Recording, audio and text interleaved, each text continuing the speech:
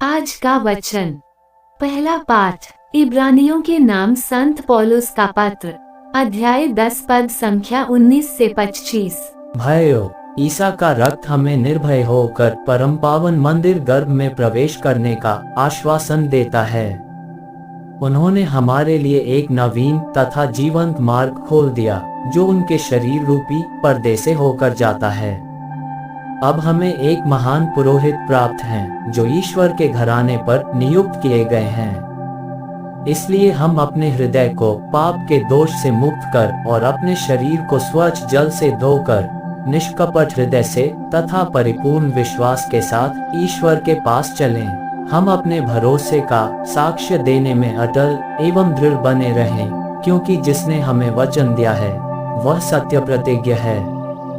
हमें इस बात का ध्यान रखना चाहिए कि हम किस प्रकार भ्रातृ प्रेम तथा परोपकार के लिए एक दूसरे को प्रोत्साहित कर सकते हैं। हम भाइयों की सभा से अलग न रहें जैसा कि कुछ लोग किया करते हैं, बल्कि हम एक दूसरे को ढाढ़स बंधाएं। जब आप उस दिन को निकट आते देख रहे हैं तो ऐसा करना और भी आवश्यक हो जाता है।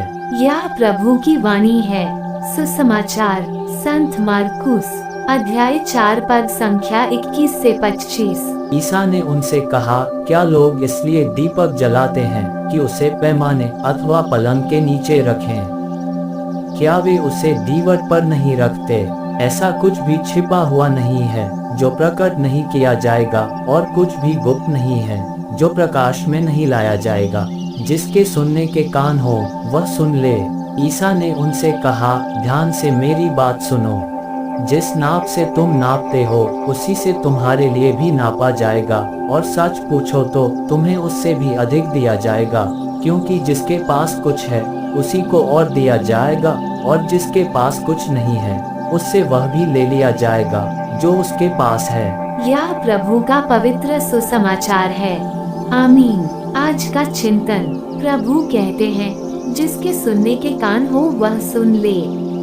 हम सभी यो तो सुनाई देने वाली हर वाणी को सुनते हैं, पर उन्हें ध्यान से पकड़ नहीं पाते, क्योंकि हम अपनी कानों का उपयोग करते हैं। इस तरह संदेश अधूरा ही रह जाता है। इसलिए यीशु आज हमें कानों के साथ साथ अपनी आँखों का भी उपयोग करने की सलाह देते हैं, जो हमें व्यक्तिगत रूप से बोलने वालों के अंतरात्मा से परिचित कराता है। उसी प्रकार यीशु हम सबों को एक दीपक के रूप में उच्चरित करते हैं, अर्थात हमें एक दूसरे के लिए आदर्श के रूप में जीने की सलाह देते हैं। मनन करें कि क्या हम ख्रिस्तीय जीवन व्यतीत करने में सक्षम हैं। आमीन।